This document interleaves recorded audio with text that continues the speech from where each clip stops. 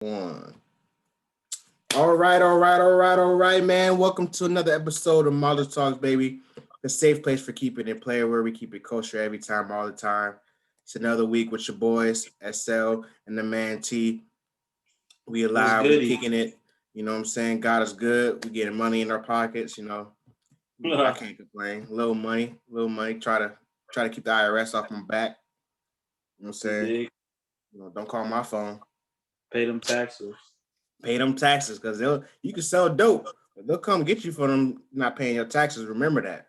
Every That's how big they, kingpin they took down yep. because they for tax evasion. It's a That's how little they known got fact. damn, what's his name? Nigga from Chicago. I can't remember, but whatever. All the gangsters, nigga. All the gangsters. If you watch American Gangster, they track the money, not the bodies. They don't give a fuck about your body, nigga. They track the money. That's how they got Mhm. Frank. Frank Lucas. You know what I'm saying? Just saying. And then he snitched. We'll talk about snitching later. But how you doing, T? I'm You doing good. well. You look well, my brother. I'm doing good, man. I'm on my new, like I'm saying, I was keto, Keto Negro. and now I'm in the gym. So You know you what the I'm Keto saying? Negro. You the Keto Negro. Might have to brand something like that. Like the keto shit is cool. And now I'm in the gym. You know what I'm saying? Feeling good. Okay. You know Feeling what I'm good. saying? You look good. Hairline still good. That's a blessing, man. I was thinking about it the other day. Some of these niggas ain't got no top. Niggas ain't got the top and drop. uh, it's a blessing to have a good hairline. But like I said, you can always have a chance to redeem it. When you go out of town, go get you a nice little, No, weave, no, live a no. different life. There's a code, bro. Out of town? I said out of town, not in the same city. Nigga, you talking about out of town, but this is what I'm trying to say though. There's a code to this shit, bro. Like we're getting so like. I understand being progressive and being open to everything, but it's a code that men need to stick to just be a man. We are losing this shit day by day, and a lot of shit is flying, bro. A lot of shit is flying, and it's getting nasty. And no, there's a lot of egregiousness going out there, man. It's getting nasty, bro. And that's why I'm really gonna talk about. That's why I'm happy my nigga Bobby came home, because it's kind of returned. Like, you understand there's such thing as having morals and loyalty and standing tall, accepting the consequences of your actions. These are real things, people. The internet and TikTok got us fucked up. I'm blaming TikTok for a lot of shit. Okay. It's a younger generation. I will blame TikTok and the, let's say, lack of responsible OGs out there. Because nigga, I ain't had no OG, bro. But you had people around you that was not condoning the fuck shit. And you had great but I'm gonna tell you, this is some deep shit though. I'm gonna get deep. You talking your point talking about people around you that wasn't condoning the fuck shit. Yeah. But when you grow up and you find out the truth about some of the adults in your life, it could fuck you up too. Cause you be thinking niggas is real solid individuals, but then you learn about some shit about them and it fuck up your whole childhood. That's why they say never meet your idols, bro. You're gonna be fuck disappointed that they fuck niggas. You know what I'm saying? Everybody got some shit with them, man. But then also, that's why I realized, man, everybody's a person. So, people got flaws, and don't idolize anybody except for the holy one up top.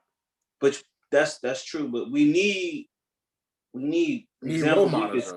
Exactly. We need niggas we could see. Like, how do we like? It's whether it's one person or you took a whole group of people and made a model in your head of the man you wanted to be.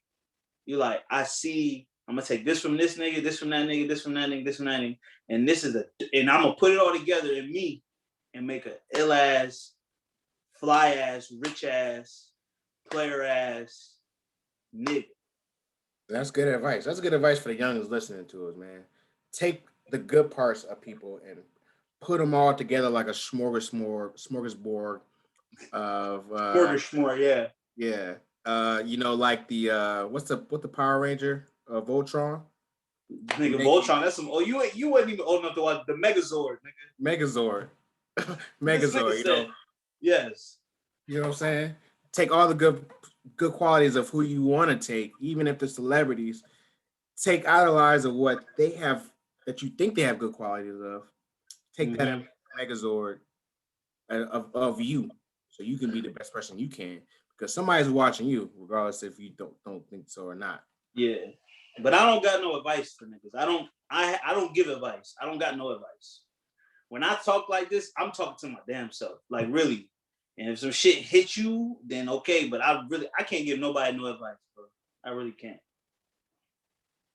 That's okay. That's great that you understand that though. A lot of people try to give advice, and you made me think about something. You made me think about to keep it funky. I was gonna go somewhere else, but you made me think about something. Let's go. Let's get to it, bro. All these motherfuckers online is gurus, relationship coaches, trying to tell someone else, give someone else advice. All these motherfucking home practitioners and fucking crystals and I'm not listening to none of y'all niggas. Mm-hmm. None of these niggas is giving advice on the internet. Period. Yeah. Not Kevin Samuels. And Kevin Samuels sticks out my mind because there's crazy because some people was really listening to him and like found the philosophy. They like, yo, this nigga talking that shit. But I'm like, bro, I take all these shit with a grain of salt. That nigga was funny. But it's crazy, something that I found funny, some people took and was like, this is how men need to be treated. This is what it like. They really took that shit and took that shit all the way to the end zone. You know what I'm saying? But I'm so tired of fucking wellness coaches and spiritual advisors and pastors. I swear to God, I'm tired of this shit, bro. Like, shut the fuck up, please. Stop giving advice. Everyone gives advice. Everyone. And look, it's funny. We got a podcast and we talk shit. And, we make recommendations and we tell y'all niggas come to us. But listen, don't listen to me. I agree. And because I'm gonna contradict myself. I'm not a hypocrite, but I will contradict myself. You know what I'm saying? But I'm just so tired of people and they're using it to monetize because they're selling it to people who need a philosophy. They're selling it to people. You know what I'm saying? At least talking about Fred Hampton. At least he wasn't selling them something that they had to buy. He was trying to help people lift themselves up with the consciousness. You know what I'm saying? He was trying to teach people how to empower themselves. But see, that's what these people try to say. No, I'm trying to teach you how to empower yourself. But subscribe to my for $19.99 a month. Get on my Patreon. I understand you gotta monetize everything, especially if you bring in value. But I just want everybody to shut the fuck up. That's why I kind of like Joe Budden, because it's entertainment, and I feel like he's walking the walk more than he's trying to preach to niggas. You know what I'm saying? Or like sell some life advice. You know what I'm saying? Because Joe Budden done went out sad a lot of times. Oh, I mean, well, I think he's unapologetic about his going out sad, and he acknowledges that he's gone out sad plenty of times. And so I think that's why a lot of people gravitate towards him. Plus, if you really like be very objective about Joe Budden, like he has really been at the head of a lot of the shit that we're doing now. Mm-hmm. You know what I'm saying? Like he was in front of the camera 10 years ago. He had his own like YouTube, channel, Joe Budden Television. You know what I'm saying? He was on Love and Hip Hop like first season. You know what I'm saying? Yeah. He was on reality TV and whatnot. You know what I'm saying?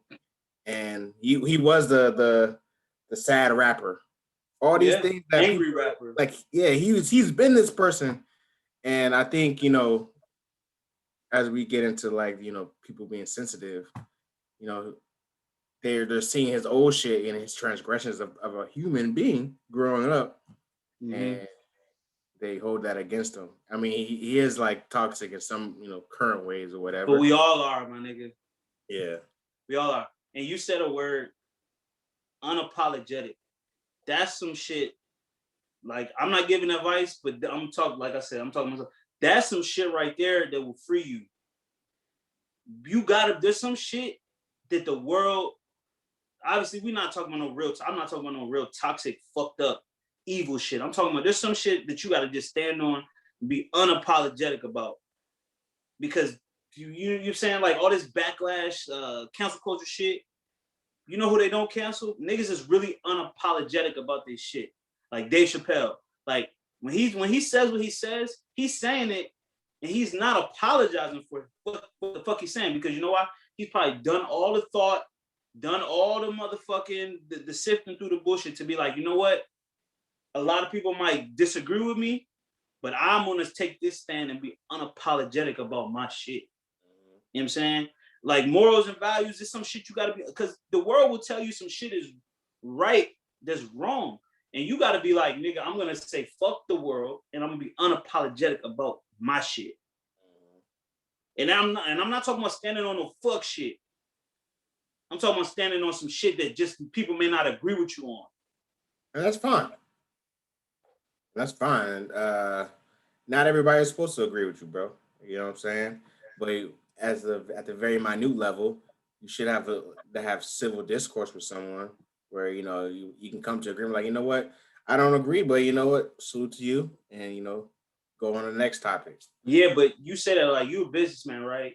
And in that corporate world, there's that politically correct shit. You know what I'm saying? Yeah. They will not let you be non-politically correct. They'll try to be like there's only one right answer and make you want them saying that cookie cutter shit, because they trying to sell every, you know what I'm saying? It's consumerism, it's capitalism. Yeah. So that corporate structure, that corporate shit will make you bend on some shit and make you apologize for some shit. You'd be like, nigga, what the fuck am I apologizing for? Because as you grow and as you get more money, bigger audience, bigger money, bigger everything, that's, you know what I'm saying, they're gonna come for you. Yeah. So that's some real shit. Everybody gonna get came for. Yeah. Don't nobody get no backlash for nothing. But it's some shit where you're gonna be like, you're gonna have to admit when you right, wrong, and there's sometimes you're gonna have to be unapologetic about some shit you said.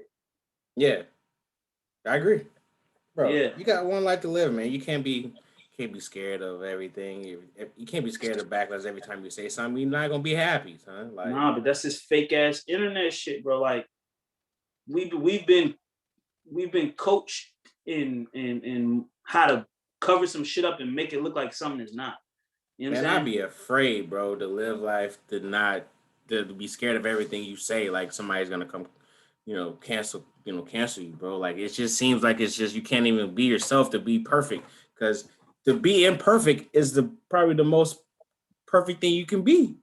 There is no such thing as a perfect person, bro. The only perfect person is the man up top, bro. You know what I'm saying? And that shit, or the woman up top, or the woman up top, or whatever you decide that, or whatever you decide that that entity is. You know what I'm saying? But down here ain't nobody perfect, and once people need to realize that, yeah, people are fucked up, and some people need to get the fuck up out of here. Mm-hmm. But and you should be held to, accountable when you do fucked up shit. But a imperfect person is gonna say, like, you know what, I was off, that was wrong. I'm gonna apologize for that and keep it moving. And that should be it. You know what I'm saying? People are weird, bro. I mean, speaking of, you brought up Bobby. I think Bobby is a really good example of someone that is unapologetic about what they did. You know what I'm saying? He stood tall. Like, you know what I'm saying? Whatever, him and Roddy, shout out to Roddy too. And, all the people that are involved, they were unapologetic. They accepted their flaws and they accepted that, I did something wrong. I got to pay my debt to society.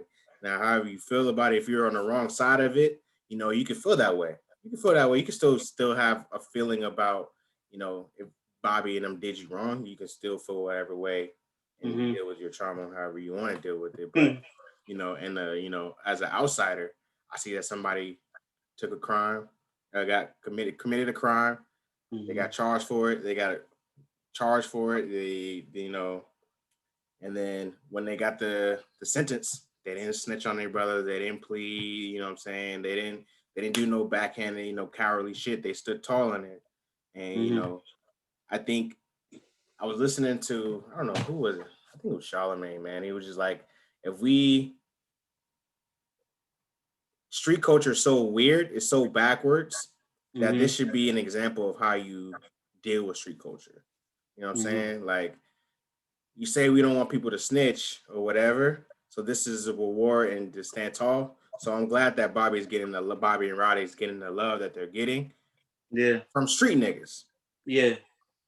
I But respect I that. tell you what, I know why. You know why? Like girls love street niggas, and why even niggas love gangster shit, and cause like, and then the real gangster shit, cause like when you think like those people, they go up against tests where you show who you are, cause you're in crazy situations most of the time.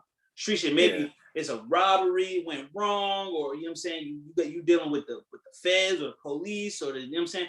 The street culture is, it's a metaphor that could go across in every level. You know what I'm saying? You're supposed to, because you're dealing with real consequences Yeah. and real repercussions to whatever you do in the street. So when someone, and the reason why we like that shit, the reason why I like it is because you're gonna know who a person is 100% in the street. There's not gonna be you're not gonna not reveal who you are. You know what I'm saying?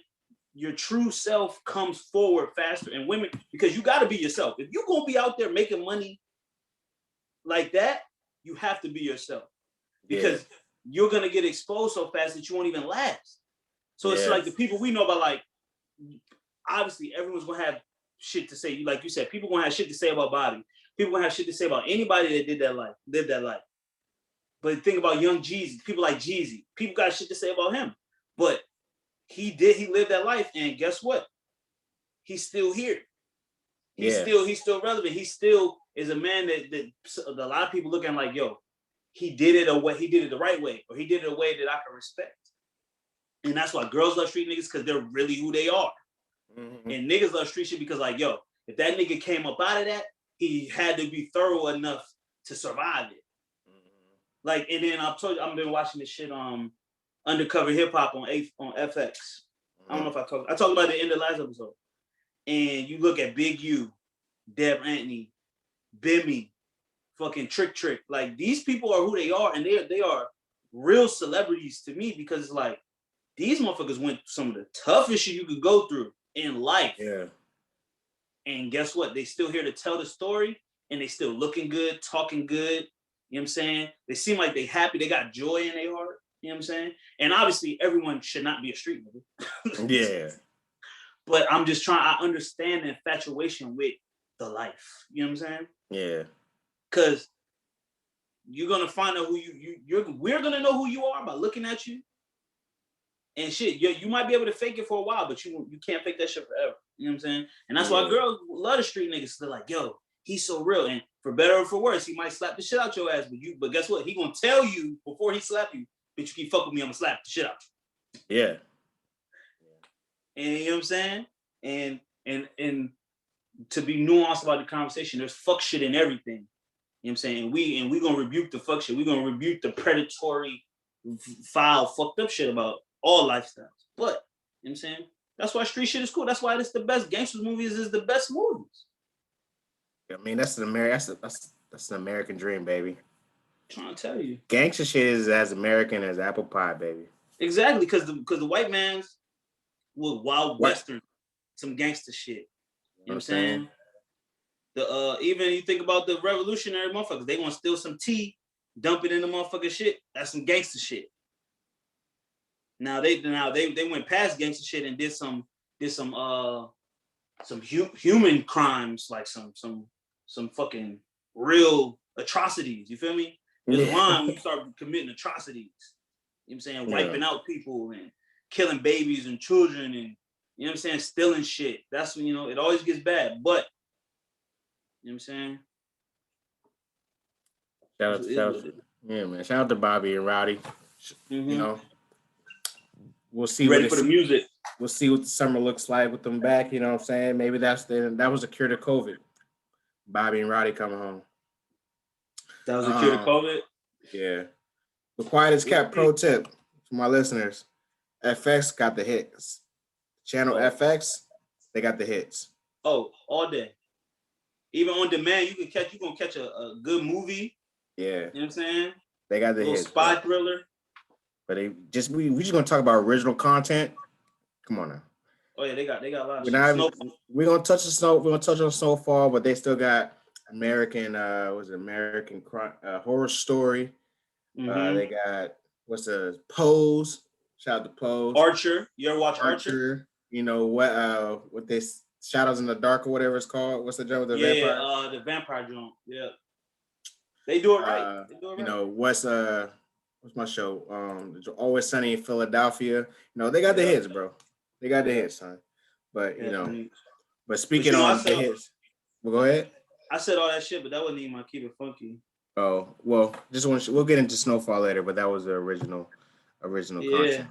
My FX. They got the hits. Check them out. And they're not even paying me for it. They will one day. Yeah. But I just want to talk, I gotta talk about women. Why don't women match their makeup on their face to their neck? Because that's where they stop, bro. Put the makeup on your neck too, bitch. Bro, I was watching Jersey Shore, man, and Jenny, it was Angelina. Angelina had her face done, but then her skin, which is so pale, I was like, oh. Bro, God, your face be bronze, your neck be uncooked chicken. Because I don't know, maybe because they don't expect to wear, clothes that show. No, listen. I don't know. Spin on that. I understand. Women take a lot of time to glam themselves, right? That glam team shit or whatever. Yeah. But take a little extra time and blend it in, like a good fade. You feel me? Like, yes. Like a good fade. Like a good fade. Like a nigga, if your blend is right, your shit look good. Shawty it'd be a cold contrast. Face, neck. Totally different shit, bro. And it pisses me off, bro. You know what I'm saying? Mm-hmm. Take that time. Take that time to do that. I've noticed that too. Well, I don't know. Damn, if we had Sari on here, we could have asked her. Nigga, Sari. Shit. Sari. I'm drinking. I apologize, Sari. Yeah, shout out to her last week for coming through and helping us out. But we should definitely be back. Yeah. I want to my Keep It Funky this week. I got two of them. So the first one, I was reading a story about Jeremy Lin, and he plays in the G League. He's an Asian American basketball player. Lin Sanity, for those that, had to need a flashback. But there's a story that he was doing an interview and someone called him coronavirus, which is kind of funny, but whatever. But it's also insensitive in a time where, I guess Asian Americans are being targeted in America, right? And I'm only bringing that up because, one, Black people have nothing to do with targeting Asian Americans, so please stop saying Black people have anything to do with this. And then two, this situation shouldn't even been a situation if Jeremy Lin just punched that nigga in the face. Whoever. And that's what I'm bringing. I hate people like change up the word MAGA, the whatever their slogan is, marketing slogan. But we need to bring back punching niggas in the face, like dead ass. A lot of the conversations and a lot of this, sensitivity, in these news stories wouldn't be news stories if you would just punch a nigga in his face. I promise you, no one's gonna disrespect you. And if you make it. If you make an example out of one person, you won't get tried again. Yeah. And shout out to Snowfall again. When Satan was in prison, he got his ass beat. Yep. Leon came into prison and said, the next nigga you see, you need to beat his motherfucking ass. Doesn't matter who it is. Prison rules. Try you again. Yeah. I understand that there is a time people want to be aware. You want to bring awareness to things and stuff like that. And if Jeremy Lin really felt away, one, you're playing basketball, so people are going to talk crazy to you anyway in the game of sports. You know what I'm saying? I've heard the wildest shit said to me, but that's neither here or there in competition. But if you really felt away about someone calling you coronavirus, you should have just punched him in the fucking face. And that's what have stopped it. It would have end all be all. But now you know what? And now like you're hiding, and then they further interviewed him and asked him who he was. And he didn't want to give up the person's name because he didn't want to, cause any more. Well, we would know if he stole on that nigga. They'd be like, "Why did you punch him?" He called me coronavirus. Like, But if you know really what? felt the way. It's some shit, right? Because we want to be civilized, right? We handle our disagreements with our words, and we're bigger than violence and physical. Like, I feel We're not. like that's just protecting a lot. Like, obviously, everyone can't beat up everybody, right? You Sure. can't beat up everybody. You can't beat up everybody. You can't. But the story would be totally different if he stole the nigga in the face, right? And he wouldn't even have nothing to say to the report. It wouldn't be a story because the ending would be different. He's like, oh yeah, Jeremy. So lad, you got suspended for 3 games for punching someone in the face. And why'd you do it? Remember Myles Garrett ripped the nigga helmet off, played for the Browns. He ripped the nigga, he said some racial shit to him, right? He fucked the nigga up, right? He got suspended for the rest of the season, whatever. Now, people say violence is not a way you should handle shit, but because we're civilized, we handle things in a higher manner. We're intelligent beings. But you can't tell me that violence don't solve some situations. Solve a lot, boy. I tell you that. But so I just want the balance. You know what I'm saying? Yes, we don't want people going around punching people in the face because they said something to them, because we know there's a legal system that negatively, you know, that especially disproportionately affects black people. So black people can't just go around punching people in the face because we'll get fucking years in prison for doing it when someone else might do it and they'll be like, oh, probation, or oh, case dismissed. You feel me? So we got to know who we are in this country. But for 100%, man, it's crazy that I can't even say the word right. How civilized we are gets in the way of us actually problem solving. That word civilization I feel like is a backwards way of oppression. I feel like that's what the white man has told people to act so they don't get into their inner, the inner animal. It's like they changed the rules, bro. Like, y'all got everything you own. Exactly, because they weren't civilized. They took over, they've oppressed, they've beaten, they've raped, they've stole, they've looted. But when someone else wants to feel the same way, it's like, nah, man, you gotta be civilized. That's crazy to me. You know what I'm saying? Hell, and it's funny that you said that, because I wrote something down a minute ago, and it was like, I understand why we can't go around. Like, I understand why the laws are what they are. Because if you could just go around taking whatever you wanted with force, it would leave a lot of people. It would leave a lot of people in bad situations. You feel me? If I could just go up and say, "Oh, I like your car," and then it's my car now. I feel you. But in a situation between men, Jeremy Lin probably just feels like he's above it, but it hurt your feelings, and now you're stuck with those hurt feelings, and the dude that said it to you is stuck with what? Gratification that he hurt your feelings. That he got under your skin. Yeah. And that's why like a while back when Dot was on, y'all talk about, if somebody just called you nigger, I'll be like, yo, I wouldn't trip. Like, I probably wouldn't be that man. But that might not be true in every situation. But I would think in most situations, I'm not gonna let something you say to me fuck with me. Now, you call me a nigger, you said punch the nigga in the face. Yeah. But I'll be like, nah, because that's like giving them satisfaction that they got to me. But now, if they call me nigga and I go about my daily life and I don't tell nobody, then boom, they really get to me. But like Jeremy Lin, if they call you coronavirus and you didn't do nothing in the moment, but then later on you want to tell everybody, it's like, well, nigga, that shit fucked with you and you should have did something about it. I still disagree with you on that. It's just like, I'm not gonna give no motherfucking nobody no like sway over my emotion just because you call me a word. Matter of fact, shout out to Dick Gregory, right? He had a joint. He said, all the hoes in here, raise your hand. And then you get mad. He said, I ain't call you a hoe. Are you a hoe? Why you get mad? Why you get mad? Because I said something about hoes. If you ain't a hoe, why the fuck you get mad? I ain't no nigger. But that was a blanket statement, one that he did. I'm gonna get that Dick Gregory shit right, because he said this shit so perfect. But two, the person that's speaking directly towards you is not even about the word nigga. He's got malice towards you. Yes. So now he's verbally assaulting you.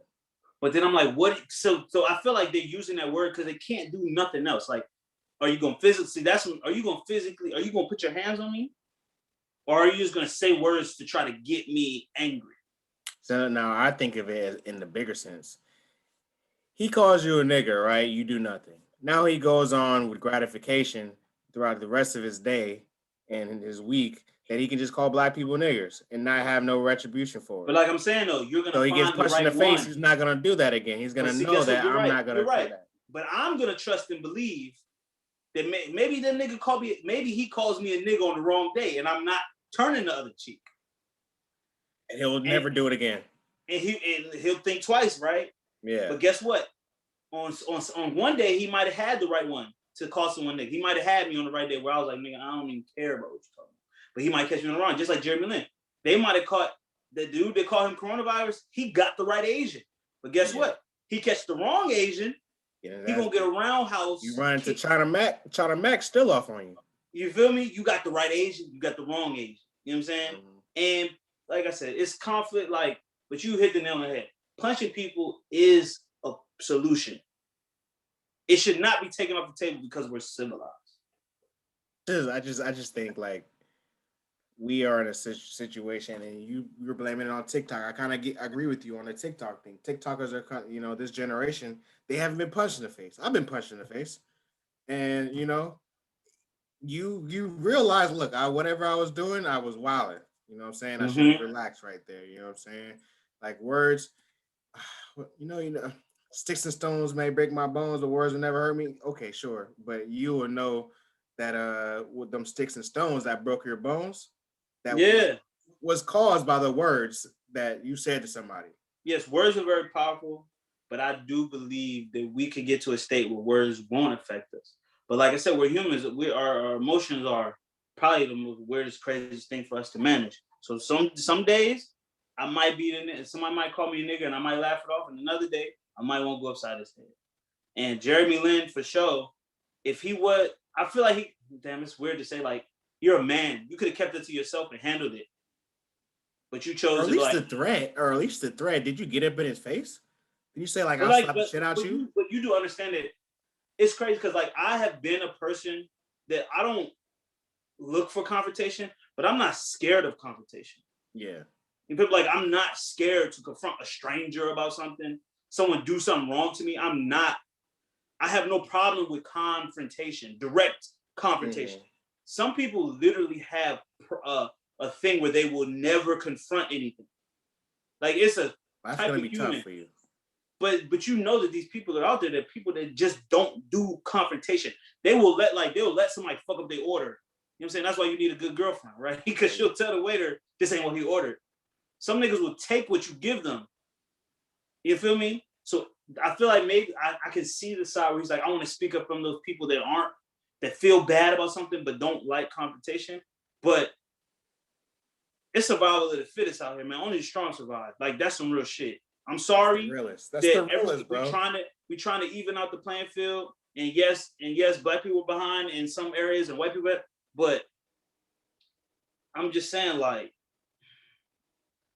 I don't know what to say, man. Some people need to be spoken up for, but you gotta learn how to speak up for yourself on some real shit. Like your energy, my guy.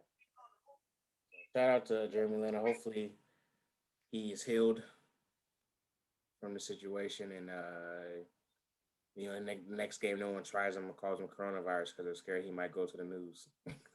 Coronavirus, bro. Niggas say the worst shit to That's not even the worst joke. I understand the climate right now. Like, Asian Americans are being targeted and things like that. I understand. Yeah. That because of certain rhetoric. And you want to speak to a bigger issue because Chinese people have been getting a lot of discrimination because of the pandemic. I believe it. I'm sure it's real, but I feel like you're right. He could have just stolen a nigga, and or at least just got into the man's face. Like, so what you want to do about it?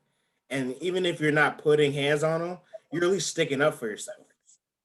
I would have been like, so what you want to do about it? Shout out to my man Trey Rags. Who that? You seen? I don't know if you've seen those clips, those vines or Instagrams of like this nigga that's on Instagram. He does like this little thing. He has the fist, and he wears like a red shirt, and he's just choosing violence every time. Someone asked him violence. I'll show you. Yeah, man, I get it, but like I said, like just like I think the perfect thing, like I'm gonna get the jump right on Dick Gregory. I'm gonna clip it up and put it on the page. He was like, "Yo, you get mad, somebody call you something. If you not that, there's no reason for you to get upset about it. Nigga, do you got coronavirus? That is a method. If you're not choosing violence, you can really just think about, you want to be civilized. You just think about like that, my nigga. Like, are you a nigger? Are you Wuhan? You know what I mean? Like, I don't know. I shout out to the people that don't like conflict, man. I hope that you do all right in life. Yeah, or have good bodyguards. Pay for bodyguards. Yeah. The next one. So based on our conversation last week about sugar babies and sweet and low daddies, I did a little bit more digging, and I found that there's a commandment out there for sugar baby or sugar daddies. The information I want to read it to Terry, as well as read it to the audience, to see if they were on the right path, and if any real players like us can, add additional commandments, and if the commandments are really good, sitemap, I guess, or good navigational tool for someone that's aspiring to be a sugar daddy, or they're trying to be a sugar daddy and it's just not working out right for them. Maybe you're missing one of these commandments. Read it. For the first one, thou must have free cash flow to be a sugar daddy or a sugar mama. That's number one. It's pretty standard, right? Mm-hmm. You need additional cash flow. But can I pause him right there? Yeah, go ahead. Some people's cash flow is bigger than others. Mm-hmm. Like I said, like you can have some leftover money. Some people got more leftover money after their expenses than others. So with that little, like you said, some people's sugar pot bigger than other people's. Mm-hmm. That's all I'm saying. But okay. Continue. Number two, thou shalt practice safe sex, lest thou wants to be a baby daddy. Well, I have a philosophy. That's true. And this is a model talk. This is how only joint you should be wrong is your old lady. Mm-hmm. Or your old man. Well, this is the next one. Thou shalt not leave thine marriage for a sugar baby / honor your wife or husband. You feel me? So there's things people need to. The player part about this shit is there are really ways you should operate in relationships. Mm-hmm. The sugar baby relationship, you should not be wronging your sugar baby. Yeah. It causes too many. It adds too many variables to the equation when you already adding variables to the equation. So for sure, I could see a lot of niggas getting caught up on it. You remember in not New Jack City, in Harlem Nights, right? Yeah. Where the lady, she's like, yo, I got a girl, pussy so good, you throw it up in the air and turn to sunshine. Mm-hmm. Sometimes you come across some pussy, there's sunshine, and the nigga loses his whole goddamn mind. And you remember Harlem Nights? The nigga fucked her, and he was like, it was back in the 40s. He called his wife. He said, yo, it's over. He said, hey, I ain't coming home no more. No, but it's funny because his fucking kid answered the phone. He said, hey, put your mama on. He said, I ain't coming home no more. I'll see you around. You feel me? That is how you not supposed to react. All right? Hey, bro, I don't want that. I don't never want that pussy. Pussy so good, you throw it up in the air and turn to sunshine. Sometimes you come across some sugar pussy like that. A nigga might want to leave his wife, but that's not the game. Okay? All right? You do not leave your wife or your husband for the side. Okay? Yeah, ever. No. And 80-20. Yeah. 80-20. And then, I mean, I don't know. It seems like you've already, the game. So the next one is. Oh, listen. I done played it many, just like you ever seen Queen's Gambit? Yeah. I play out all the scenarios in my mind. I can play it out. Thou shalt keep thy feelings in check. It's tough. It's a business relationship at the end of the day. At the very beginning of the day, it's a business relationship. You need someone to sign this contract. So, like, because obviously people break contracts all the time, but you got to be like, look, you agreed to these terms, and you didn't hold up your end of the bargain. I don't know, but I don't even know why I keep reading, because the next one is a sugar daddy or sugar mama shall lay out expectations early in the process. Put it out on the table. I'm trying to tell you, this gotta be plain black and white, because humans, we're fickle, we're emotional. Yeah. Especially when you start fucking and spending money. People are more emotional about their money and their sexual organs. Yeah. That's like top two. You don't want to get 6 months in the game, and now you looking at her like the Diddy meme. You know what I'm saying? Wondering when you about to get some pussy, and she hasn't given up no inkling of it. Yes. And see, that's what and that's what I want to talk about. These I'm happy those rules are in place because it's these wannabe sugar daddies out here giving women shit and not getting no pussy. That's fucking the game up. Like all these motherfuckers on 90 Day Fiance out here sending money to these women. You ain't never even, and then you get over there and the bitch won't kiss you in the mouth. She live in I'm about to go in a bad place. I said she live in a third world country, and you can't get no sugar from this. What? I didn't pay, especially these motherfuckers that get this K1 visa. Bro, it's infuriating to know how much money when they say how much money they spent. I spent $50,000. $50,000. It's a nigga on the day before the 90 days. He said he spent $100,000 in 7 years, and the bitch stood him up 3 times. These niggas need to be taken out. You are fucking up the ecosystem. It's just like when a fucking corporation comes into the Amazon and you start fucking up the ecosystem, building a fucking high rise or some shit in a fucking forest or something. You're fucking up the ecosystem. Yeah. You need to follow. You need to, just like the Native Americans, you need to live in harmony with the earth. That's the problem with these white men. They don't want to live in harmony with shit. They want to disrupt everything. They want it fast and they want it now. You feel me? It's like, not even thinking about the repercussions. These niggas is fucking up the game. These women are expecting, all I got to do is flirt, send a little bikini jump, and I'm going to get this bread until they meet a nigga that's like, no, I'm going to need pussy bi-weekly. Shout out to Music Mac. I fuck on that whole bi-weekly. Yeah. You feel me? It's just, is that it? Is there more? No, we got a couple more. We got 3 more.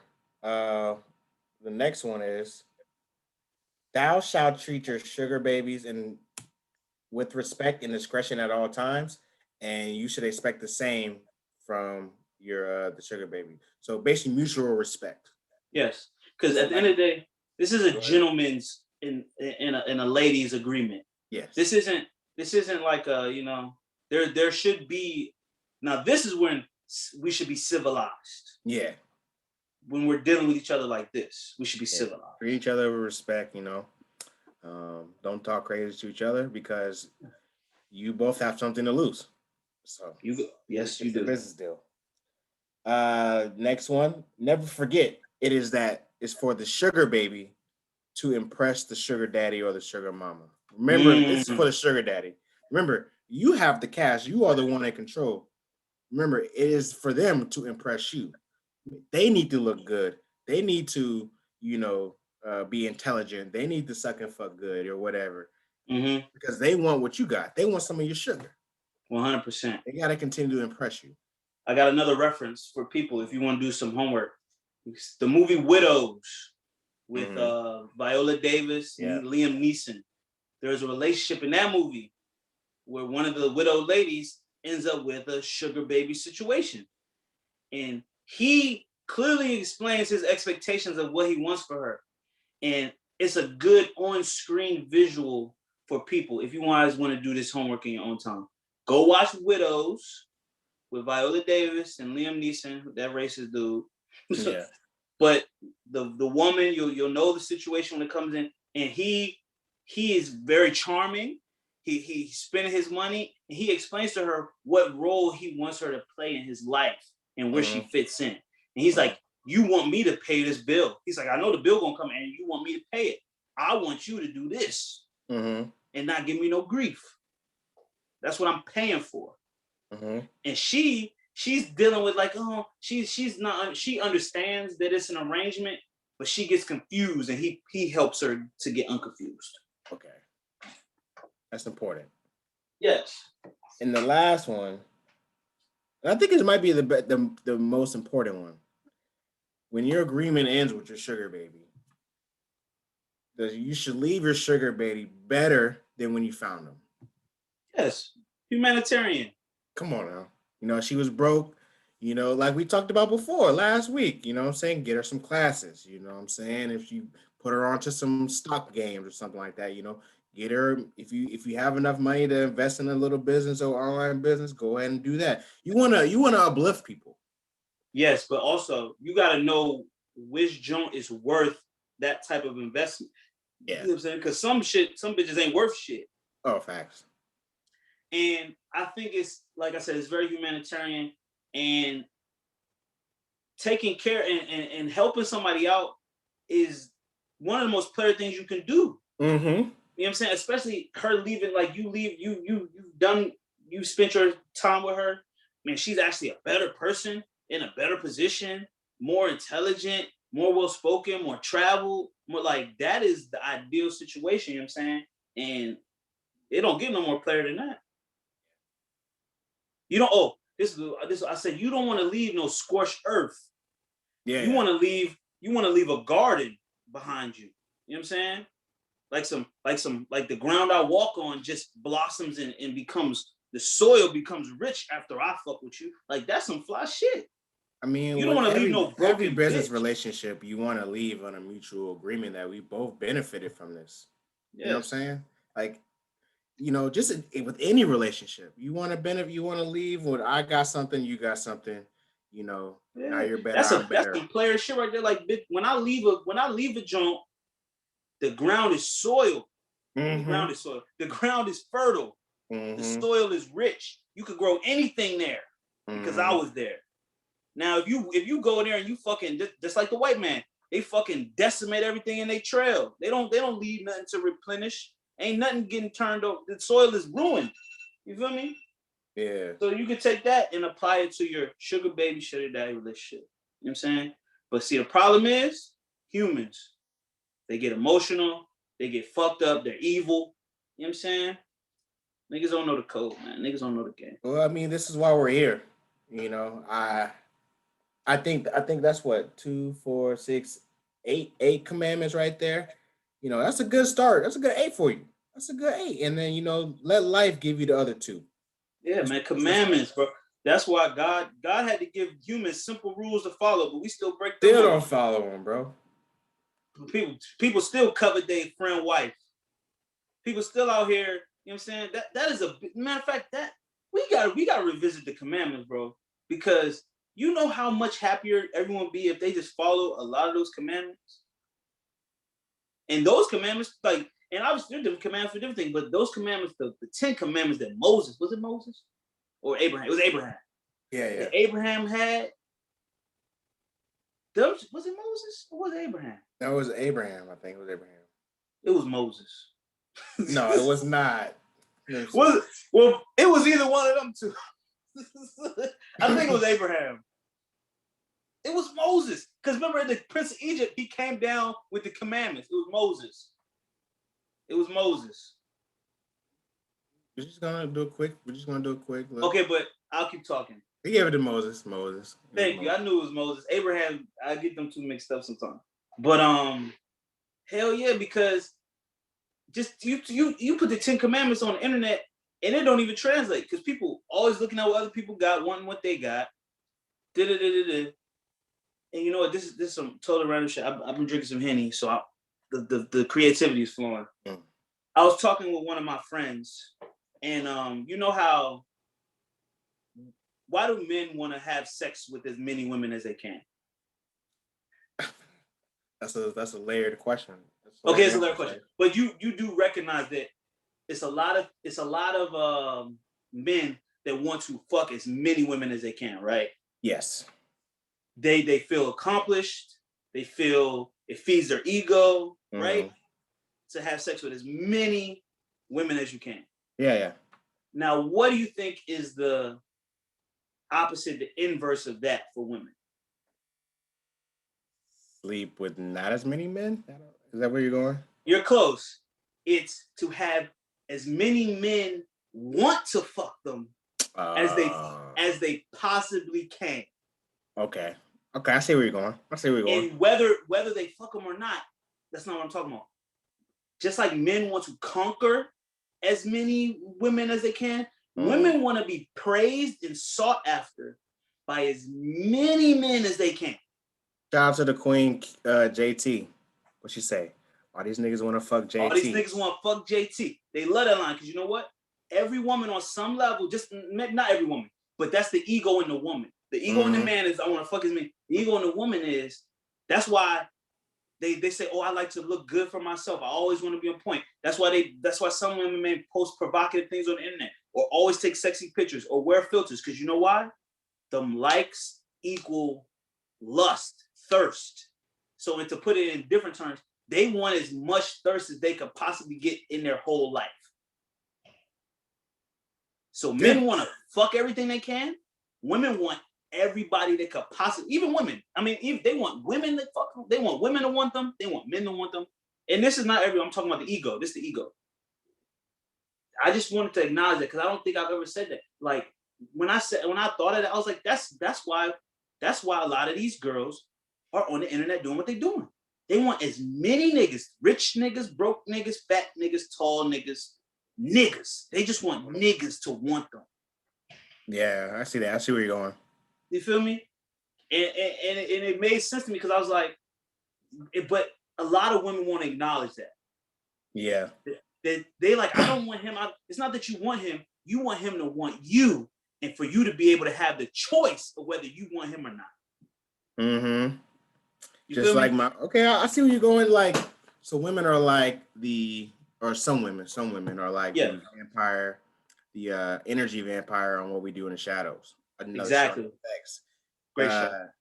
He thrives off sucking people's energy. So you're saying some of these women thrive and they live off the thirstiness. They are literally lust vampires. Yes. Just like, so the demons, all these joints on Demon Time, now there's different methods to go about getting this attention and this lust. Yeah. There's some people that go full blown, all right, I'm going to pop my pussy. I'm going to take dick on camera. I'm going to suck dick on camera. And there's some women, they're like, no, you know what I'm going to do? I'm going to be the reserve joint. I'm going to be the one that, you're going to have a lot of mystery about what's underneath these clothes. There's going to be a lot of mystery to me. You're not going to know anything about me. You know what I'm saying? And every man has different methods to fuck women too. So we all, it's an equivalence. It's equivalent.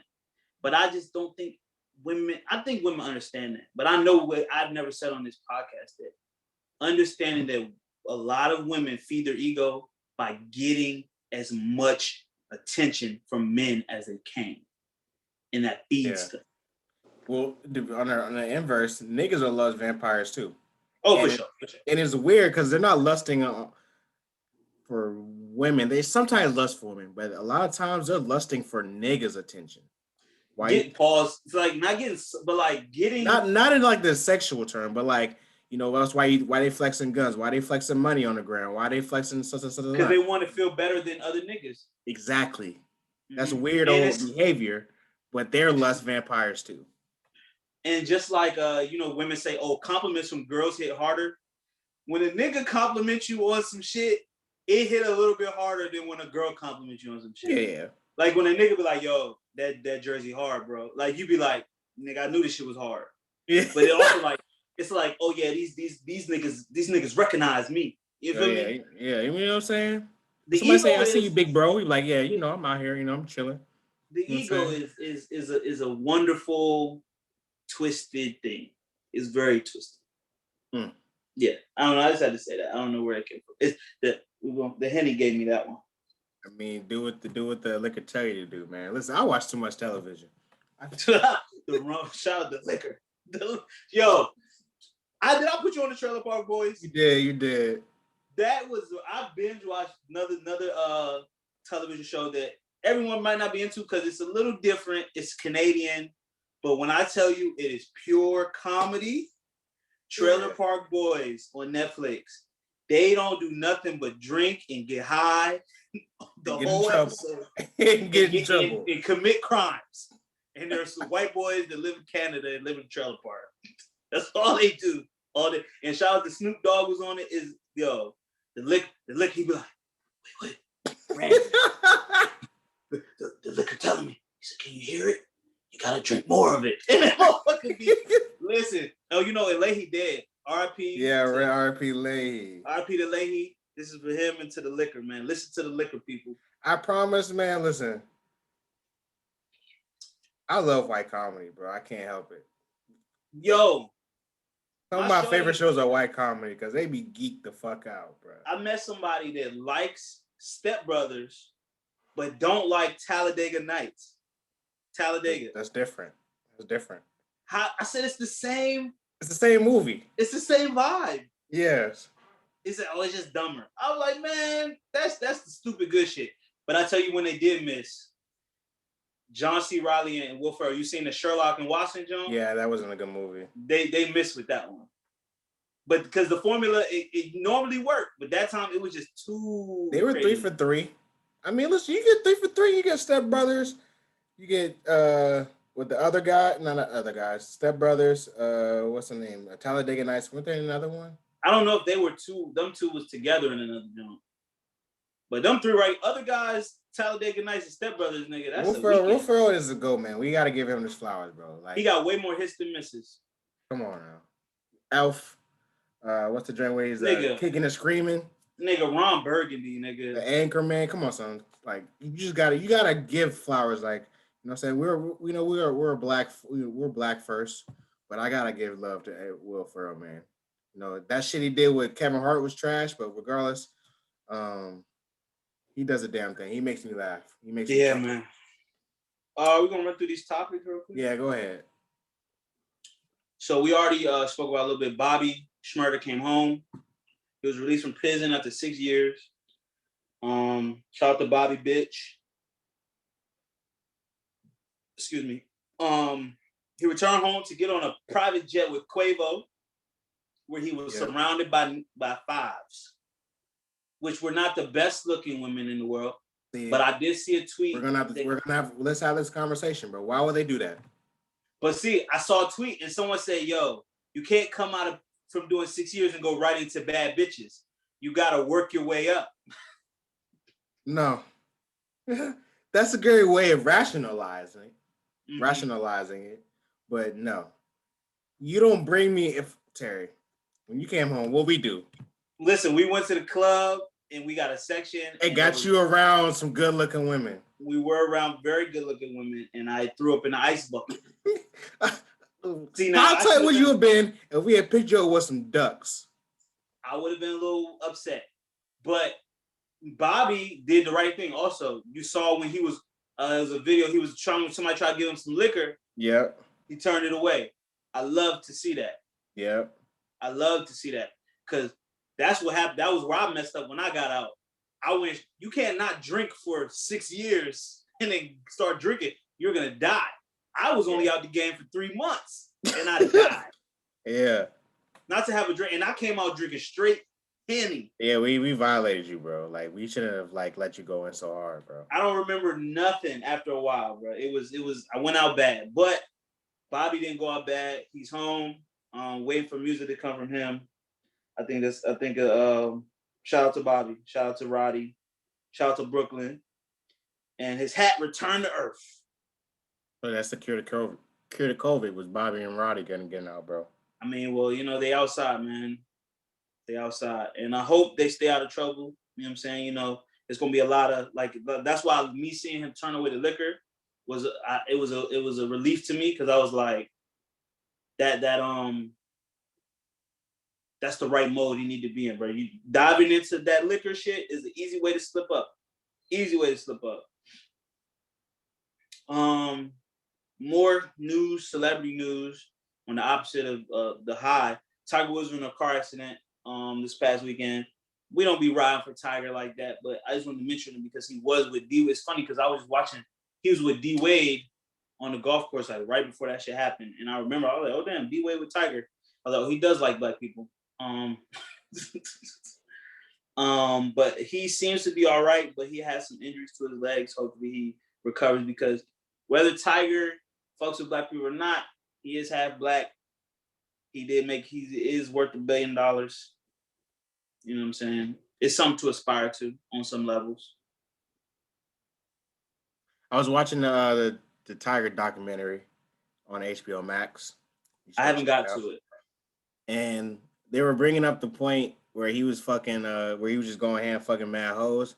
And he was definitely at a type. He didn't fuck no different type of joints. He was fucking blonde white joints since he was like 16, and they were Mm-hmm. ducks.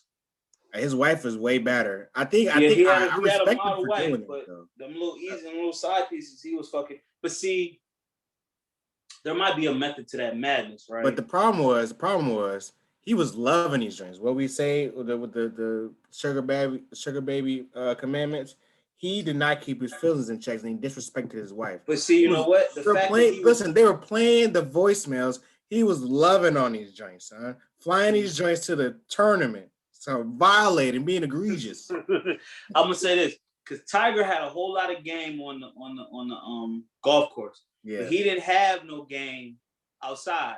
You know what I'm saying? Like he was famous since he was 5. He didn't have to do a lot of work managing women. He was just hitting them off the random. You know what I'm saying? So good point. Because they did a clip and somebody, I think one of the concierge joints in Vegas, he was hanging out with Mike and Charles. You know what I'm saying? And he didn't have no confidence to talk to joints. And she said he asked Mike, you know, what do I say with this joint? Because he wanted to talk to a joint. And Mike was like, you talking about Michael Jordan? Yeah, Michael Jordan. Michael Jordan, and Charles Barkley were wilding in Vegas. Like that's what they were happy. That's what that sounds doing, like a fun weekend. Come on, bro. Like, but the lady, the concierge woman, she was like, he used to ask Mike what to tell women because he was nervous. He didn't have the confidence, right? Mm-hmm. And Mike was just like, bro, just tell him you're Tiger Woods. And once that clicked, he fucking bitches everywhere. It was over. That's all he had to do because people fuck women, especially them Doug White Jones. They gonna fuck you because who you are, bro. You don't gotta say much to them. All you gotta say is, "What's your name? What you doing after this? Come to my hotel." That's what he did. So I don't see him finessing no draws off. You feel me? I see him just fucking because of who he is. And you know you lose a bit of the art. You know what I'm saying? When it's given to you. You know, you don't gotta tap into their mind so much. They already got an image of who you are, bro. You're the $100 million man. You don't gotta do much, you know. But that brings me to a time where I thought I was getting rhythm from a girl, and she was just being nice. I was sick. See, I was in the club, that, bro. I don't know what woman I heard say it or what website or somewhere I saw, but it was something where it's like, you think she's flirting with you? No, nigga, she just has manners. And ever since I seen that shit, I was like, I do not think no joint is ever flirting with me, and don't never flirt with no joint. I'm literally like, there's times where girls think I'm trying to get up. I'm like, I was just being a polite person. You feel me? So I never misconstrue that shit no more. You gonna have to listen. If I'm trying to get at you, you're gonna know. That happened to me a couple times. Like I was in the club. Yeah. I thought I was getting a nice little rhythm, and she was just having conversation with me. Bro, but see, that's how you gotta first, everyone, not everyone knows this, but when the mind fall, the body go with it.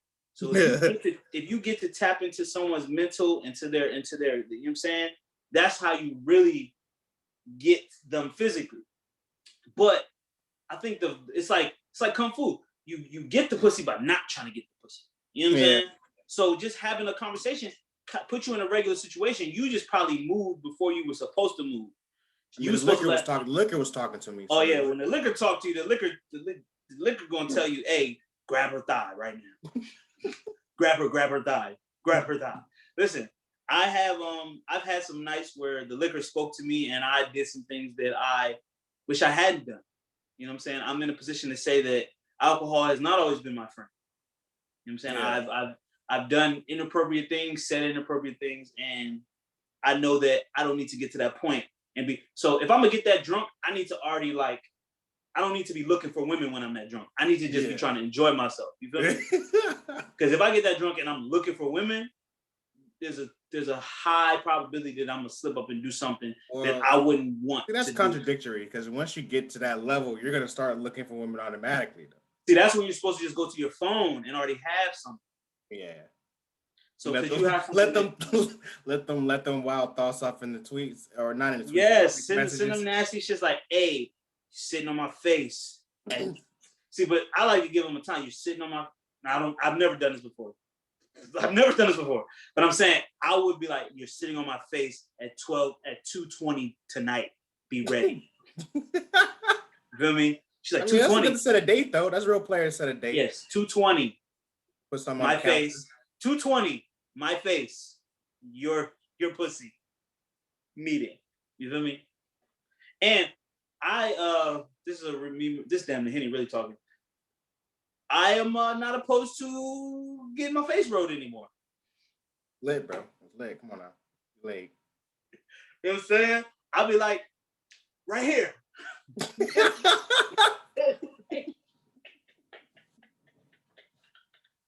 Sit right here. Listen. Now I'm still not eating ass, but that was a little T-fact. Look at you growing. Look at you growing. Speaking of the nasty one, Megan Thee Stallion scored a win in court. Judge ruled Tory Lanez can't publicly speak on shooting. Los Angeles judge ruled on February 25th that Tory is not allowed to speak publicly on ongoing shooting case. Megan is allowed to speak on the matter freely. We have two high-profile celebrities named as defendant. An alleged victim is in the case. The last thing I want anyone wants is for social media to become part of the evidence in the case. So obviously we are not on the side of Tory Lanez. That he has remember Jamie Foxx and Ali? Mm-hmm. How he had the bald spot in the middle. Tory Lanez's hairline is gone. His hairline is there, but the top is gone. So do you think his barber? Do you think his barber is worth $250? You know, he's worth more than that. He worth more than that. He worth $350, $450, because the amount of Beijing and AstroTurf he needed to seal up that spot, he did a good job.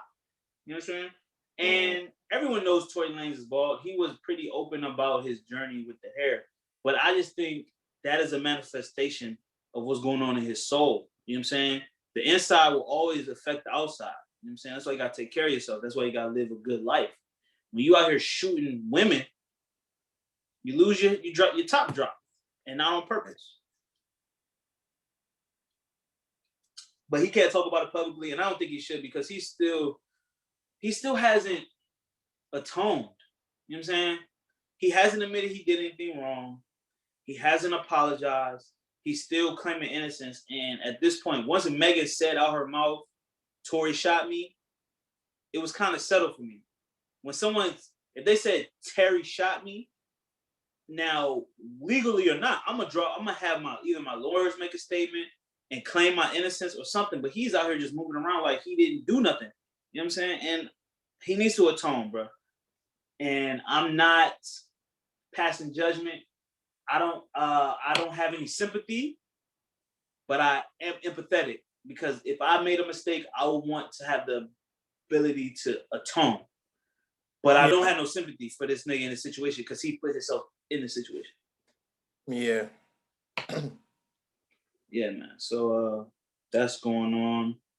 And more news. I believe you wanted to talk about Meek Mill had a rap line where he said, if I die, I'm gonna go out with my chopper like Kobe. Yeah, I mean, I don't think now that I think about it, I feel like everybody else has really said their piece about it. So I have another news story though. I would like to talk, unless you have something. Nah, that is just the bar was bad. The bar wasn't hard. That's one. But also, just to wrap it up, it wasn't something he put out. It was something that was leaked. Yeah. I've said a lot of fucked up shit in my life. You know what I'm saying? Yeah. Now, if it wasn't something I put out to profit off of, that's a whole nother story. It was something that was released that wasn't supposed to be. Now, was it in bad taste? Yes. I'm sure apology should have taken place after that, and he did apologize. Yeah. And we should all be able to move on. Yeah. So I want to talk about a new story that just broke. So Terry, we try to win on sneakers. You know, often we lose, right? And you know, we've voiced our concerns about the reseller market, right? Mm-hmm. So a news story just broke that Ann Hebert, Hebert, she's VP of Nike, decided to step down from Nike recently, actually today. Um, so that was the news, right? But then it comes out that the son, what was it? The son of Joe, the son of this person that stepped down, the VP, he had a reselling company that sold exclusively Nike products. So Insider shit. insider trading this, and he was flexing on the gram with the company profile showing all the sneakers that he was, all the the mad sneakers that he had. This is Niggas gotta the be loudmouths. this is the child. This is the child of the VP of Nike that has a reselling company that has insider scoop to shoes. That's why the game is fucked up. The game is not fair. I'm sick and tired of it. We can't win. How many times have I come on here and complain about we knew some nefarious shit was going on, bro. Because when I see a nigga with a room full of shoes that just dropped, or the shoes that hasn't even dropped yet, you say I got the drop early. Shoes that didn't even drop yet, and you selling it for $300 already. You got 40 pairs. Come on, son. That's nefarious, son. But bro, why can't niggas just not expose themselves? It's like niggas snitching on themselves. Why did he have to snitch on himself? He could have just kept winning and just been living. You know what I'm saying? This is how he got caught. I'm reading an article. Bloomberg Businessweek reported this week that Joe Hebert, which is the son of Ann Hebert, the vice president and general manager of Nike, used a credit card in his mother's name to purchase sneakers for his resale company, West Coast Streetwear. In a statement, Nike said Ann Hebert disclosed relevant information to Nike. So this nigga used his mother's credit card to buy mad sneakers for his resale company, and his mother is the VP of Nike. We know this shit been going on, bro. This is the shit we be talking about, son. Black people. But this goes back to, you remember the Swish account? Yeah, son. So it's like, if your mother is a fucking executive at Nike, we know you could get the shit. But why? Sick, man. Niggas couldn't get. I tried to get them fours this weekend. Sorry, sold out before even like a second out. Bro, it's crazy, bro. Some joint, because you know they doing a drawing too now. They be having a drawing. The drawing was sold out before 10 o'clock one time. I was like, how is it sold out? And the drawing ain't even started. The game is fucked up, bro. This is shit we talking about, bro. Like how, like all niggas want to do is get a chance and get ahead, but niggas are rigging the game before the game even starts. Come on, son. Like this is the shit I be talking about, bro. And I bet that the woman that the VP of Nike, she resigned. She probably got a little pension. She can probably get another job. Bro, ain't nothing gonna happen to her. Just like nothing gonna happen to her. Just like nothing happened to the motherfuckers that raided the Capitol. This shit is crazy, son. But at least we got evidence to our suspicions. You know what I'm saying? We knew it, but now we got the cold hard facts. They probably wasn't even shipping them shoes to the fucking store. They were shipping that shit straight to his crib. You know what I'm saying? This shit. But see, it ain't about what you know, about who you know. I would love to have that plug. I would love to have that plug. Facts. The game is nasty, man. But I just had to break that news. This happened today, so yeah, man. The world is nasty, bro. Well, yeah, man. I ain't got no more news, man. But yeah. Last thing I want to talk about before we get into our consultation services, I want to talk about the best show on television. Snowfall is black. Snowfall is back, and it is black. It's a show on FX. Like I said, it's a recurring theme with these shows. You know, the timeline in the world stood still for 2 hours on last Wednesday, as we got back into the adventures of Franklin Saint and his friends and family. Hell yeah! Sell crack on the West Coast and decimate the community. Yeah. if you're not, I'm not gonna try to give out too many spoilers at this point, but if Franklin's on the fuck shit, which is very uncharacteristic of him, Yes, man. usually very calculated, unlike his companions on the other show that's on Star. He's very Yeah. He's definitely the opposite. Smart. Someone had the nerve to like put up a meme of like, if you had to run a drug operation, who would you pick, Tariq or him? I was like, this ain't even a no thought goes into this. Yeah, I built this shit brick by brick. And I'd be damned if you ruin it because you don't like the way another nigga talk. That nigga's gangster, bro. But the new season came out, fire, 2-hour premiere, loved it. Had the niggas up a little late. On a weekday, on a weeknight. A little past our bedtime, niggas gotta be tucked in by 11. Niggas, but it's you know what? I kinda so it was the never mind. I'm tripping. I was gonna say they kind of because it was the CIA, the Mexicans, and the blacks. That was the three sides of it, right? Yeah. And I was like, oh, did they cut out? No, the CIA is just working more closely with the Mexicans now. That's what it is. So it started off good. Franklin, if you watched in the last season, he got shot. And I think that's affecting a lot of his decisions early in this season, man. He's not whole. He's not whole. And I feel like he's trying to compensate too much because he doesn't be perceived as weak because he's still healing. Now, do you think he'll eventually heal all the way and not be limping no more? I think so. I think some of the previews showed him walking around, Okay. But I will hope so because, like you said, I definitely think he's a little bit more timid in his actions, knowing that he doesn't want to give off the impression that he's hurt or weak. Yeah. And as who was it? It was Manboy. Manboy was like his man who got lined up. Women, bro. His man got lined up. Was talking about. Franklin's. He's weak. You know what I'm saying? It's time to strike. Manboy was like, he's smarter than what he looks like. Yeah, and he still got the lowest price, bro. Niggas not getting that pure shit. He getting that shit straight from Colombia, bro. Like he has the Colombian connection. So he's obviously can't be X'd out now, but it's just how he plays out the rest of the season is gonna be very interesting. He not to get too many spoilers, but him and his closest, his number 2, they get into it. So like that's a real dynamic one. But Snowfall, man, RP John Singleton. I caught up late. Do you think he wrote this season? Do you think the way it's turning is because he's not involved? I don't know. I think obviously it's gonna be a little bit more. It ain't gonna be. It's gonna be diluted because he's not there. It's his vision. He executive produced the show. It was his. He made it all happen. So I know it's gonna be different. Hopefully they can keep the bar up, man. I don't want it to go down like Power did. You feel me?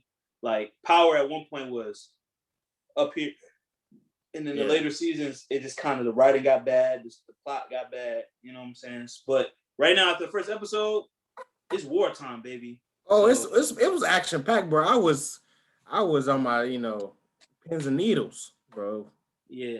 Shootout in the first 30 minutes. Hell yeah, man. And then it ended with a motherfucking little massacre. You know what I'm saying? A message in blood. Like I said, we love that gangster shit, man. Everybody love that gangster shit. It's just especially I like watching it because I don't gotta be collateral damage to none of this shit because you think about all the lies and like we talk about this sometimes we watch superhero movies like, yo, they knocked down the whole building. There's hundreds of people that died that we're not even going to talk about for the rest of the movie. So it's like, you think about this, they're talking about the drug war, the gang wars in LA. It was thousands of people that died that are not going to get focused on in the story. But you got to think about it. When you have all these shootouts, there are casualties. And those deaths have ripples that are real. So it's like, I would much rather watch this gang shit on TV than really have to deal with real life casualties. Two points I want to bring up. One, Franklin, even though Franklin is moving bad, he's still moving like a nigga. You know why I say he's moving like a nigga? Because when shit got hot, where he go stash out? Where he go sit at? At a brawl house. At a girl house. Niggas all the same. Niggas are all the same, man. I appreciate I appreciate them keeping him humble in his environment. I was like, this thing, and I was like, I'm happy he didn't get caught up there. But it's Yeah. like, nigga gonna lay low at a joint. You know what I'm saying? Like, But I don't trust her. I don't know why she gives me the impression that yeah, she's giving off vibes like she's not trustworthy.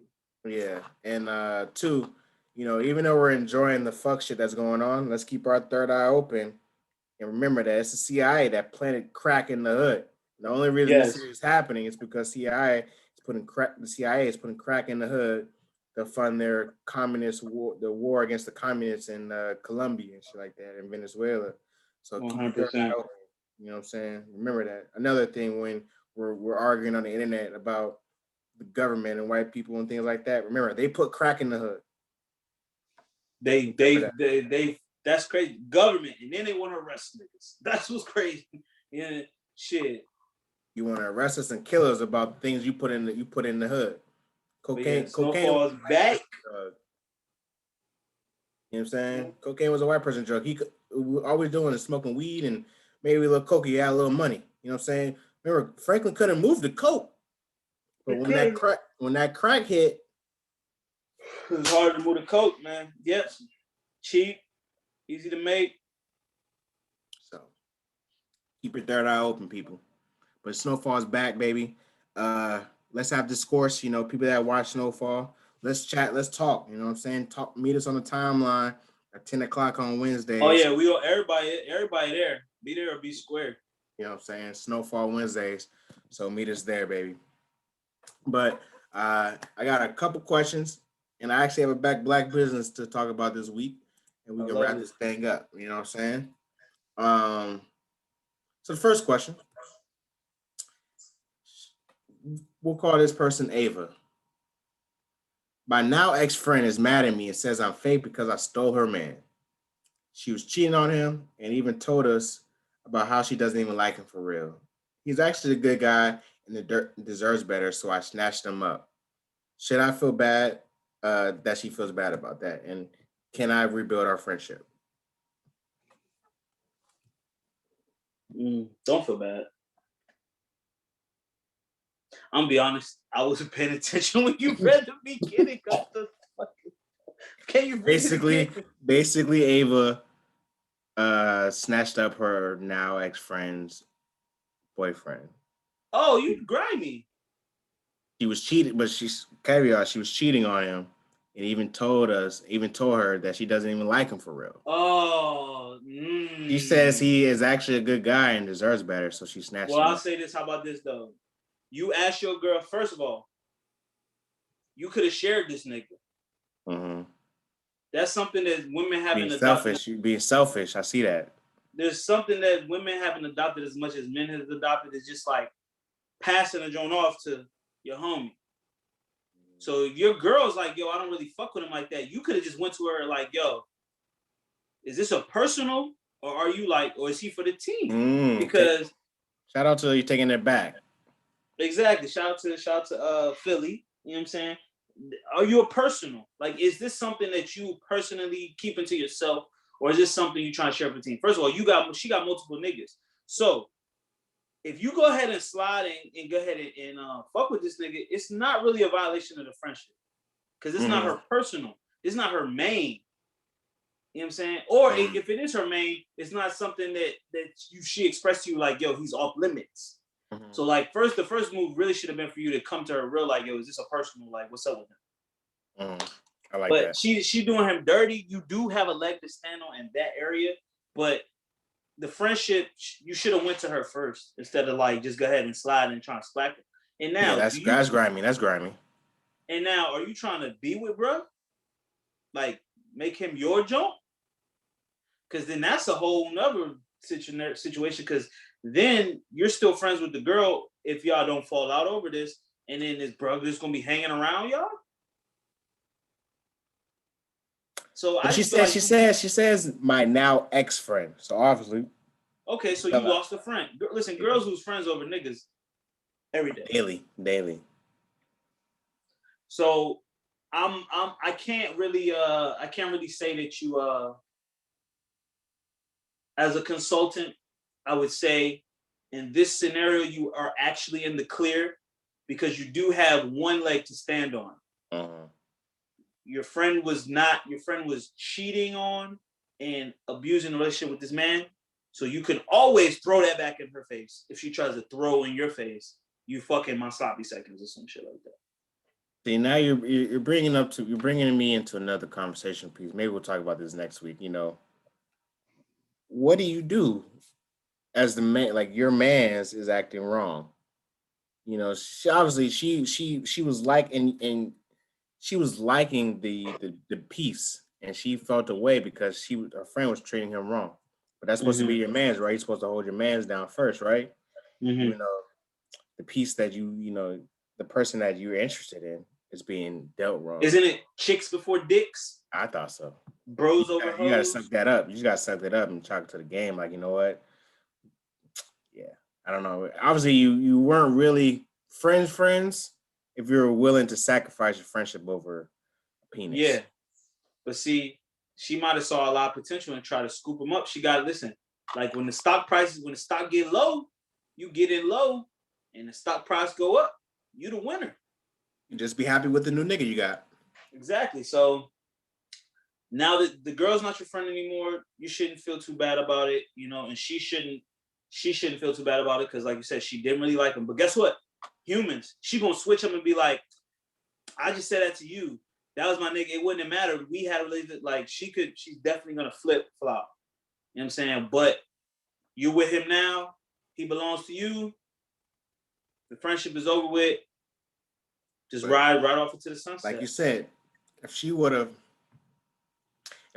read the book of Future, Nevadius 3, like you said, and asked if she was a personal, this could have been resolved. She didn't read the book of Future. She didn't read the book of Future. You got like that's a code. Like I said, women don't really. I don't know if women really have this. I've heard about women passing niggas around in certain circumstances, but it's like you went to her and be like, "Yo, you fucking with bro? Like, is it you fucking with him, or is this like this a little joke? Cause I think he a cutie. I'm trying to go ahead and get my little twerk off with it too.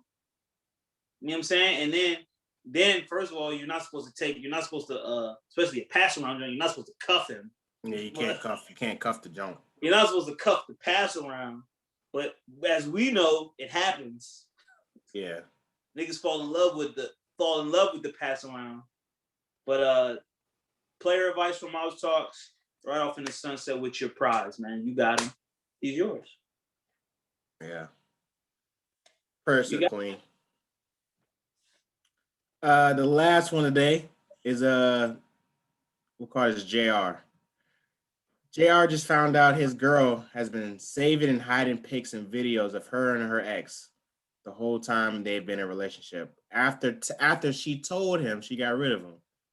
Damn. Is he wrong for being mad? They've been together for 4+ years. Yes, you should be mad. It's human. Not even the fact that she had the pictures, right? That's, regardless of why she had the pictures. It's the fact that she lied and told you that she got rid of him. Yeah, man. The line should be mad. The main part. The line is the main part. How'd you found out? It doesn't matter how you found out. I'm sure you probably did some snooping. You're here now. You're here now. You found out. What are you gonna do about it? That's a good question. You gonna dismiss her and break up over some old videos? You remember the Black Mirror episode where you could record every memory you had? And he was picturing his wife getting fucked by another nigga. Yeah, and imagine like during sex, they would do the playback in their head of like the first time, like he was doing the playback of them having sex. Yeah, but she could have been doing the playback of the other nigga pipe. I would definitely need to ask what's going on here. You definitely need to figure out why she has those photos. Did the nigga die or something? You know what I'm saying? Is he dead? So why you got his dick in your phone? Is he? You know what? That's a good question. Because that nigga better be dead. All I can say is he better be dead. As general principle, all that stuff, especially since y'all actually had a conversation about it, and she said she would delete it, that's a violation of the trust. a general principle, you shouldn't have anything from the past come into your new relationship. And you definitely have a right to be mad, but it's like, is this an unforgivable offense? Is my question. I would ask him, do you still love her? Do you still want to be with her? Do you think you can get past this? Yeah. You know what I'm saying? It's not nothing current. It's not like she's been actually out here fucking nobody else. You know what I'm saying? That's the bright side. But the other side is like your trust might be shook too much. You know what I'm saying? Yeah. So you can get over it. And is it I think it is forgivable, but you gotta make sure that she actually does the deleting this time. You gotta see that. You gotta make sure she does it. Check her phone while she's doing it. Those must be some good Jones if she won't get rid of them. That's a tough situation, man. 4+ years is a long time to like keep somebody's like. You should be over your ex. This isn't like a 1 year. Get 4 years, like we done had new memories. Yeah, make some new videos, man. Like, I think that's the only way to really get over it. You gotta make some new videos. Prayers to the brother JR. You know, it's a tough situation to be in, but you'll overcome it. If you really want to be with her, you'll overcome it. Yeah, man. And then if she still won't be with you, you could leverage that into like dick sucks. Yeah. A whole lot of dick sucks. Good. That's a good play. All right. So I haven't did a black business in a while, and we like to uplift our community. That's the first step to financial freedom and getting out of here, getting out of the white man's grasp as economic freedom. So the Black Businesses Week is a good a friend of ours from back home and in college, Camille Tellweiler. Hey. AK at her IG is at Goddess GODDESSSLIKE _. She has a photography business called Hummingbird Photography LLC, and the website is www.hummingbird-photography.com. She's located in the DMV area, as far as I know. But she recently just had a Valentine's Day special. She high quality photos. We want to support our Black women, in the arts as well, in a Black business. So, if you need any photos for your artists, or photos for yourself and for your mate, for your family or whatever, and you're in the DMV area, go look, go shout her out, go check her portfolio out, give her some love. And tell her that Mazel Talk sent you. Yeah, man. Mill. Support Black business. Yes, sir. That's the Black Business of the Week. Terry, can you lead us out with a spiritual moment of the week? I actually do have one. I've been actually getting more into my bag. As Lent is around, I don't know if you guys know this. Lent has begun. And I've been reading. I started a new little lesson plan, and life gets a lot of noise. You know what I'm saying? It's a lot of opinions, a lot of people, like I spoke about before, a lot of people trying to give you advice, a lot of paths you could take. You know what I'm saying? And we all want the path to us being the happiest we can be, and to the most success we can have. And I would just encourage everyone during this time, and I want to encourage everyone as they go through their daily lives to listen to God as He directs you. And God can speak to you in many ways. He gives you signs, and we need to be open to receive these signs, because that's how we know whether we're going in the right direction or not. And we got to take heed to where our attention is being called. You know what I'm saying? And I know for a fact that I can hear God and I can see the signs the best when I'm in a very balanced, centered place in my life. When I'm not doing bad things, when I'm eating right, when I'm exercising, you know what I'm saying? When I'm really centered, I know that I'm not doing negative things on the daily. You know what I'm saying? Like I get on a good, just like the rings on your Apple Watch. I just got an Apple Watch recently. And like when you fill up all your Apple Watch, like you exercise, it's like everything. You breathe, you stand for a certain amount of time, whatever it is.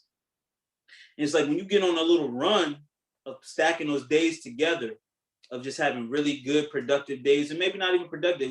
Might have a bad day mixed up in there. But when you're able to get on a roll spiritually, you can hear and see the signs that God has laid out for you. I always quote this line from Jay-Z. It says, Hamdulillah. This whatever he said. He says the spiritual shit really works. This is after he had his whatever mishap he had with his wife and Becky. Usually that's when you find. You find God in tough places. But I just want to say, like, spirituality really does work when you do the work and you do what you're supposed to do. And I promise you, the signs just appear to you very clearly when you get to that level of awareness and consciousness and mindfulness and all that stuff. You can see the signs better. So I just want people to try to get to that state. And when you get to that state, I want you to listen to God as he directs you and pay attention to the signs and where your attention is being called. Yeah. Thank you, sir. Always rounding us out with the ratchery that we go. Yeah, man. I'm back on it. I'm back on it. Yeah, man. So, last thing I want to say is remember to stream Ali's new music, So Fly, C'est La Vie. Go stream my man Cloud Envy's new junk. Go stream my man Dino's new junk. Chocolate Girls. Sutton got Twilight. You know what I'm saying? My man Josh Tucker. He got his junk. Was it Seeing Pine Trees? You know what I'm saying? If you need to book a model or an actress or hostess, as clubs open up, I got models for you too. It's DTR, baby. I'm building the new Rockefeller. You know what I'm saying? Call me. Oh no, not the new Rockefeller. The new No Limit, baby. Because we're real. I'm fucking with Master P and his movement. So come check us out. Buy some merch. Anything you need to pub, Terry, before we get out of here? Nothing, man. Just tap in, man. Thank you guys for listening. Stay locked in with us. Stay locked in with us. Subscribe, rate, review, share. Oh yeah, go watch the YouTube. Yeah, man. Oh, thank you. Go watch our YouTube. We put all our videos up on there. Get to see this good looking chocolate. You know what I'm saying? It's all there. It's all here. You know what I'm saying?